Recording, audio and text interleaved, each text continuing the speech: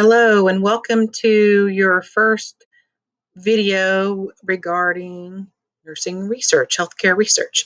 Um, since you've already seen my face in the introductory video, I'm just going to have my picture here with this presentation. So we're going to go ahead and start with the introduction to nursing research. And as we learned when we have our Zoom video, that we are using two textbooks for this course at this time. Our Boswell is our current paper textbook, and there's questions at the end of each chapter that we will use in that book, and those will come in very helpful when you get ready to take your exams. And then we're also using edition number 6 of Grove, Gray, and Burns, and that's available electronically through the library. I have that link in our content section. And today we're going to look at chapter 1 in the Grove book and chapters 1 through 3 in the Boswell book, and they're very complementary to each other, but some have different information and explore a little bit different things regarding nursing research, and I find them both to be very valuable and current. So we're going to use both of those. So, introduction to healthcare research.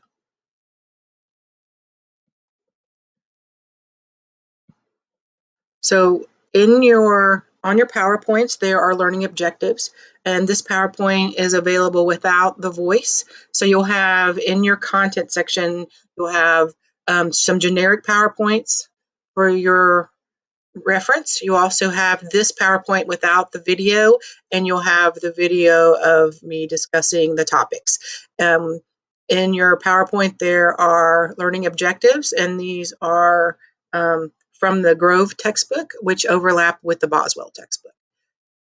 I'm not going to read the learning objectives, but for chapters 1 through 3, we're going to get an introduction to healthcare research, nursing research, evidence-based practice, different types of research, a history of nursing research and nursing as a profession. We're going to talk about that and just get a feel for where we're going to go in this course. So what is nursing research? Nursing research is really to see what we're doing and see how we can make it better. So we're going to look again at what's going on with nursing. We're going to inquire about what's best practice, and we're going to use the evidence to do that. So we're going to examine what is currently in the literature.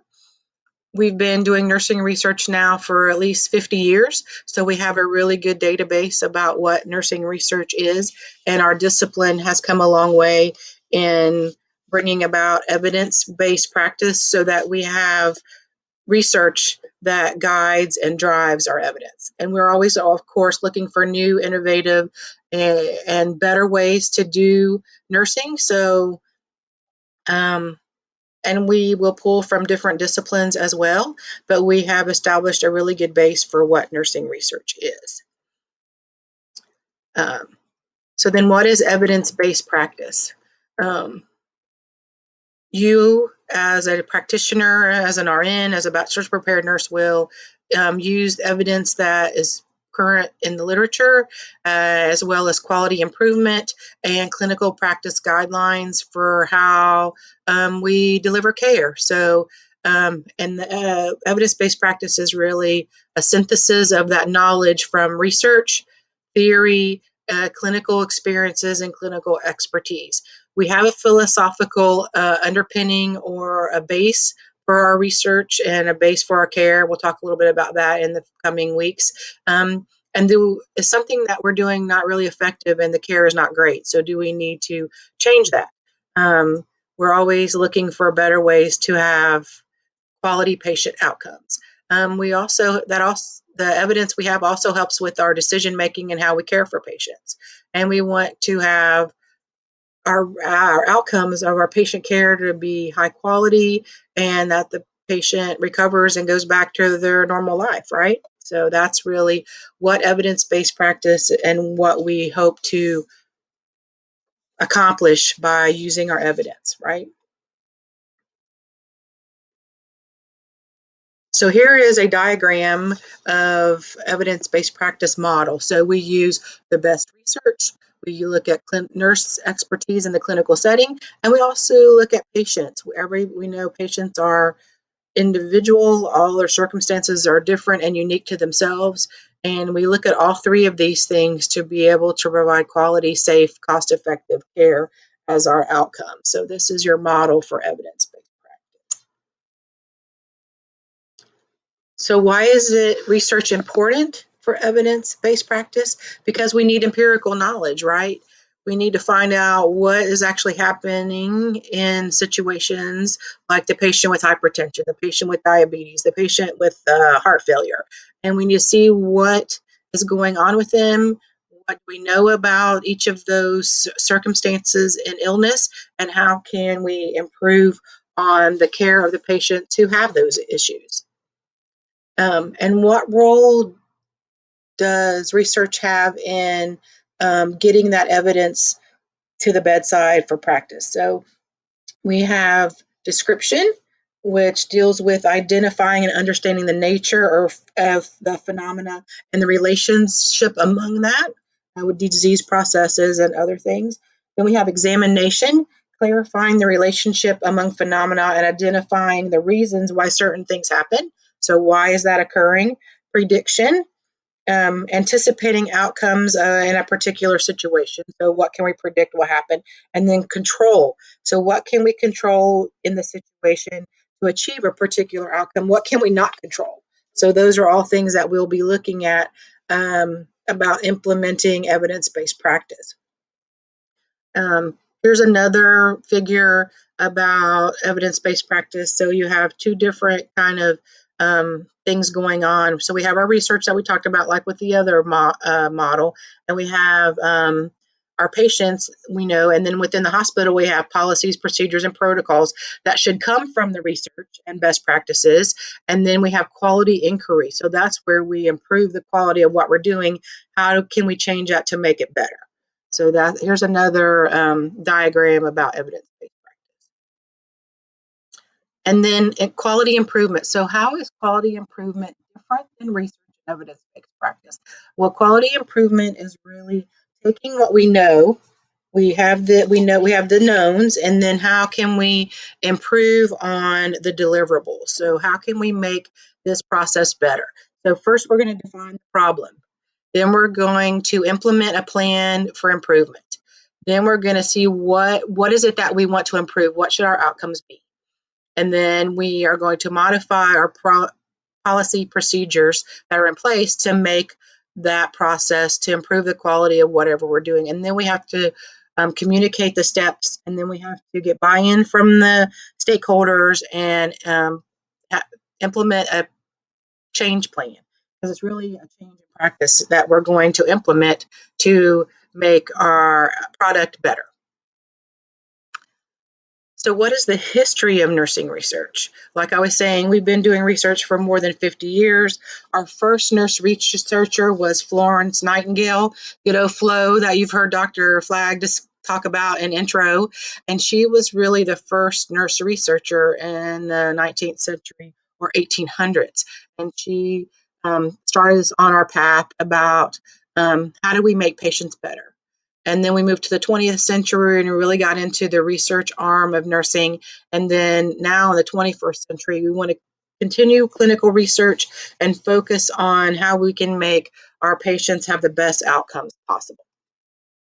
So in the 20th century, then, like I was saying, we started really with nursing research, nursing education and their role in research, emergence of bundling or putting research and educational research together. The IOM, our Institute of Medicine, started putting out reports about nursing research and how we can do it better and what guidelines we should follow from the government agency standpoint. And then Henderson also put out nursing studies index. We got the Cochrane Library. Sigma Theta Tau International in the 70s put out their first research publication, and they're still going strong with research publications about nursing research. And so in the 21st century, we started with Healthy People 2010, then we had Healthy People 2020, and we're trying to make the community healthier. We have the Joint Commission that's talking about evidence-based care. We have worldviews on evidence-based nursing, and we have government agencies and private nonprofit agencies like the National Institute for Nursing Research that came on board to help us with our research, and AACN, which is the Nursing American Colleges of Nursing. So how do we get knowledge? So how did this all come about? So we have traditions. We've always done it that way. That's tradition. Authority. What do the experts say? Borrowing. We borrow from other disciplines, medicine, psychology, sociology. We try and error. We see what works and what doesn't work. Personal experience, nursing intuition. Nurses have been working at the bedside for 30 years. What is their expertise? Role modeling. So we have nurses who know how it's done. Intuition, which comes into personal experience. And then we reasoning out the issues so we can have better outcomes and use our best practices. Where do we get that nursing research? Our sources are primarily two: academic in the institutions and in the healthcare settings at the bedside. And nurses are our champions in evidence-based practice. They help us gather data and about what's happening, and then we interpret that data, and then we modify what we're doing so that we are in our best evidence-based practice space. And like I said earlier, we use a framework, a theory, research models and frameworks to guide our research, and that guides our practice, right? So we have models and prototypes and frameworks, which is abstract, and we'll talk more about that when we talk about the different kinds of research, about the framework that we're using, and that probably will happen here in a few slides. We also have QSIN. I don't know if you all have heard of QSIN. You probably have in your other courses. Quality and Safety Education for Nurses. That's where you all come in.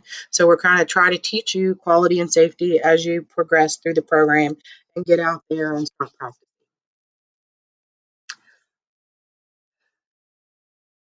So we have to start somewhere with research. So we have empirical knowledge, and we use research studies for that. We have qualitative, quantitative, and outcomes research. And our empirical knowledge is what really brings the evidence to bear on what is the best care for patients and the community. Empirical knowledge.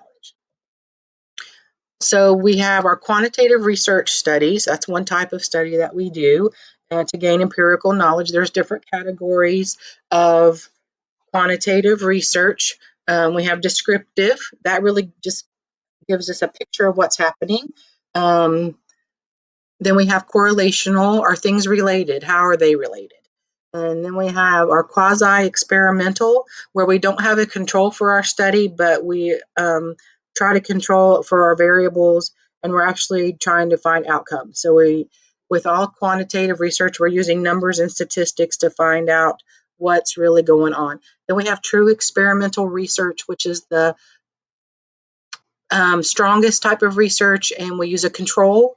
We try to see what happens with the experimental group that doesn't happen with the control group, so that if we can do an experimental study, that's what we want to try to do, because that brings us the strongest evidence. Then we have quantitative research, and quantitative research is really about words.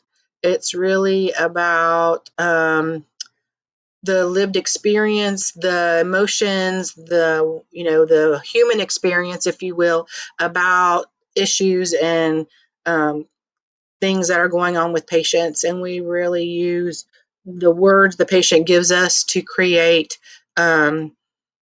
evidence about that's what's happening with our patients. So that's qualitative, and I'm getting ahead of myself. So with quantitative research characteristics, then with we have a philosophical origin, like I was talking about with theories and frameworks. We use positivism. Then we use, like I was saying, numbers, right? We have cause and effect, we have logic, deductive thinking, and we usually are testing a theory or testing a hypothesis about what's happening. So that's quantitative.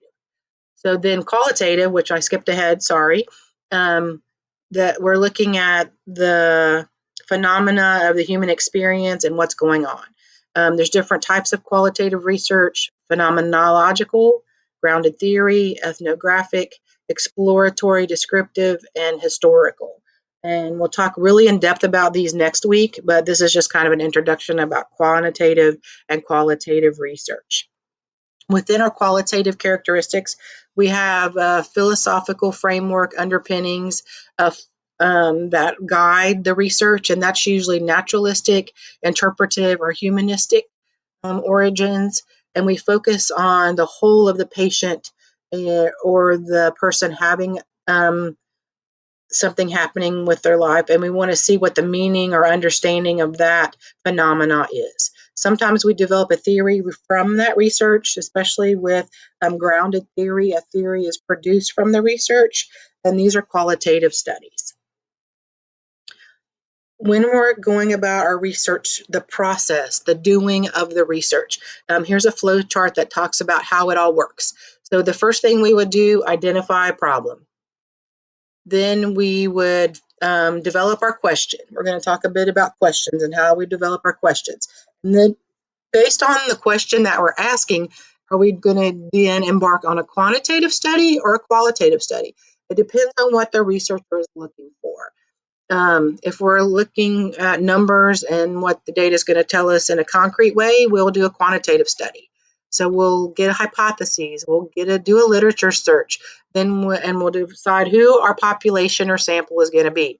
And we collect data and then run our statistics and report the outcomes. With qualitative study, again, we need to decide which kind of qualitative method we're going to embark on, collect our data, analyze the data, triangulate the data, and we'll talk a little bit more about triangulation a little bit, and then conduct our literature review.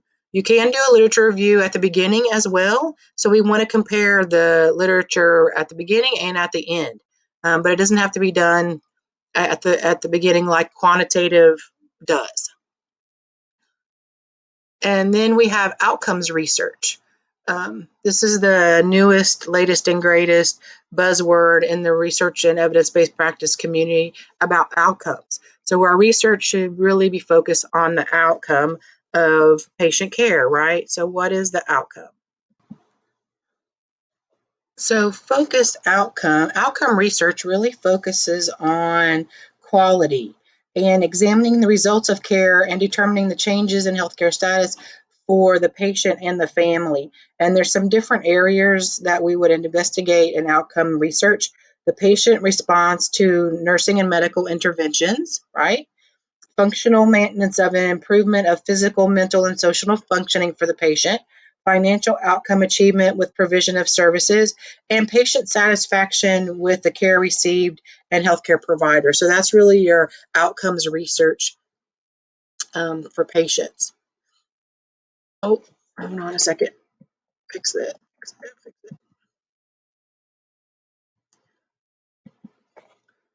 Okay. So then how do nurses integrate evidence into practice? Y'all are going to be reading and critiquing articles. So critiquing of the studies, a topic that you choose, or a practice problem, more likely a topic, and then developing evidence-based practice guidelines. If you all go on to FNP school, we're just implementing a new curriculum, and we have a whole course about evidence-based practice. And for example, safely administering intramuscular injections. So we want to do some research and see what's the best way and how has practice changed. So we have changed practices over time and then look at what the literature says and we'll see what is best practice. We're going to utilize the best practices in providing care for the patients, right? And we can synthesize this knowledge of what's out there, and that was what turns into your policies and procedures and standards at your facility. So that's where we get that information is from the research. What is your role as a BSN prepared nurse in doing research, right? What is your role? So both textbooks discuss the role of the nurse in doing research. So in the Boswell book, it's in page 65, and in the Grove, Gray, and Burns, it's on page 26. So, and that summarizes the findings about what the bachelor prepared nurse is going to do. It has bachelor's, master's, doctorate level. And so for the bachelor prepared nurse, you are going to read and critically appraise studies, use best research evidence and practice with guidance, assist with problem identification and data collection, identifying problems, gathering data, and reading what's out there. So that's really your role as a BSN prepared nurse. And that's very important for her to understand what your role is. So let's look at quickly at a case study. So you're a new nurse researcher and you want to learn about the research process and look at credible resources. You decide to examine a problem of medication adherence and usage of a medication reconciliation process for patients newly diagnosed with hypertension. So that's our scenario. So we're going to use that figure, the chart, the diagram, the model for evidence-based practice for adult Hispanic women with hypertension. So what is the evidence-based guidelines for assessing and managing hypertension? What is our best evidence? Then we're going to see RNs and students are going to manage the hypertension. What have we done? What works? What do we know works? And then we're going to look at the patient population. So the adults less than 60, Hispanic women with blood pressures less than or equal to 140/90. That's our patient circumstance. So we're going to look at their blood pressures. We're going to see what their blood pressures are. We're going to look at lifestyle modifications, low salt, decreased red meats, exercising, right? If they have another condition like diabetes or kidney disease, we're going to monitor and manage that. And then that they are taking their medications to assist with their problem. So that would be implementing evidence-based practice for Hispanic women with hypertension. We also have to look at their circumstances. Can they afford the medications, and are they purchasing the medications? And is access to the meds and finances an issue? We always have to take that into consideration. So again, flow chart for evidence-based practice, identify the problem. We're going to develop a question. We call it a PICO question. And we're going to talk more about PICO as we go along. But we're going to look at gaps and consistencies in the literature. Do we need to do a research project, or we do need to do a quality improvement project? So it depends on what the problem is and where we need to go. So your flow sheet will direct you to where you need to go. Here's our PICO question. I knew it was here.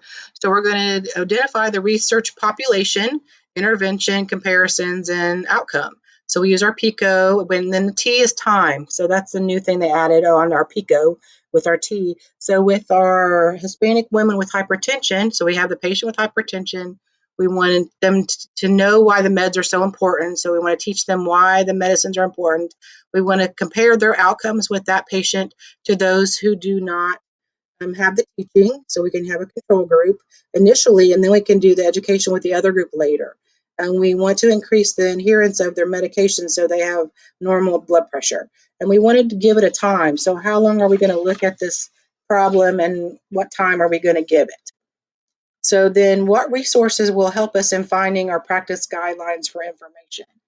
Right? So it's extremely important that we look at the evidence guidelines, and the United States is the one we go to is our National Guideline Clearinghouse. That started in 1998, and that came out of the AHRQ, Agency for Healthcare Research and Quality. And this is what helps guide us with our clinical practice guidelines. And we have 200 guidelines and 1,400 evidence-based practice guidelines that have come from that. Another excellent source are systematic reviews and evidence-based practice guidelines in the Cochrane Library. So when you download the PowerPoint that's not with the presentation, that's on the website, there's notes underneath each some of the slides, and that information is housed there. So when you look at this slide, number 31 in your PowerPoint, look at the note pages and the note information it's in there, and that gives you some more information. And that happens with all of these presentations. So look at the notes. So when were we able to find new practice guidelines for medical adherence? Maybe. If so, we can use those. If not, we can start developing our own and see what is really the best practices for those guidelines for managing the Hispanic with hypertension. So we can use inductive and deductive reasoning to help us focus on the research of the evidence. And inductive reasoning moves from specific to general. So we can look at particular instances that are observed and then combine those into the larger whole or a general statement. So for inductive reasoning, a headache is an altered level of health that is stressful. A terminal illness is an altered level of health that is stressful, but it can be deduced that all altered levels of health are stressful. So that's inductive. And then deductive moves us from the general to the specific, or from a general premise to a particular situation or conclusion. So then our outcomes might devise from that reasoning. So it depends on what we're talking about, but that can lead us to our answer. And then our research can lead to a tool that is used by the facilities to help us with to support our evidence and to help with practice so we have good outcomes. So the researcher will investigate evidence-based guidelines at the AHRQ, as well as review knowledge that has been acquired in our nursing and tradition, authority, trial and error, experience, intuition, those kind of things, and then derive at the best answer. So we completed our search of the evidence and found 7 randomized controlled studies, 2 meta-analysis, and expert opinions. So how would we rate this evidence? So let me move on to the next slide. And we're going to grade our levels of evidence. So we're going to put evidence into practice, and we have a task force. We have databases and institutes that help us with that. But I want to show you on this slide levels of evidence. So our systematic reviews, meta-analyses, those are our highest levels of evidence because they're really a synopsis of quantitative studies. Then we have level 2, which is randomized controlled trials, experimental studies. Moving down from there, quasi-experimental studies, mixed methods, reviews. We'll talk a second about that. And qualitative meta-analyses are level 4. 5 is descriptive correlational studies and cohort studies. That's level 5. Level 6, descriptive studies and qualitative studies. And then expert opinions are our lowest level of evidence, so our level 7. So this is out of your Groves and Gray book, Grove and Gray and Burns, and it talks about levels of evidence. It may look a little bit different than this, but this is the gist. And then here's another hierarchy of evidence table out of the Boswell book. And of course, meta-analyses, systematic analyses, those are level 1. And this is basically saying the same thing in a stepwise chart. So whichever one you find works best for you to learn, here we go. And if you draw a line between levels 2 and 3, level 2 is research. Level 3 are non-experimental research, non-experimental. So we do experiments, or we have experiments noted in levels 1 through 3. Levels 4 and 5 are not experiments. So what are some obstacles in using research? Education of the researcher, beliefs and attitudes of the participants and the patients, support resources. Do we have any money? We need money to do research, so sometimes one of the biggest obstacles is cost. And then improving patient outcomes, that's really what we want to do, and that takes money sometimes, and we don't have that money. So in conclusion, we are looking at evidence-based practice, best practices, using nursing research to drive our practice, and what is been established as best practices. So that's really the gist of chapters 1 through 3 are 1, introducing you to research, how it can be carried out, and some history about where we've come from and where we're going, and that's really going to get us started on the process and in this course.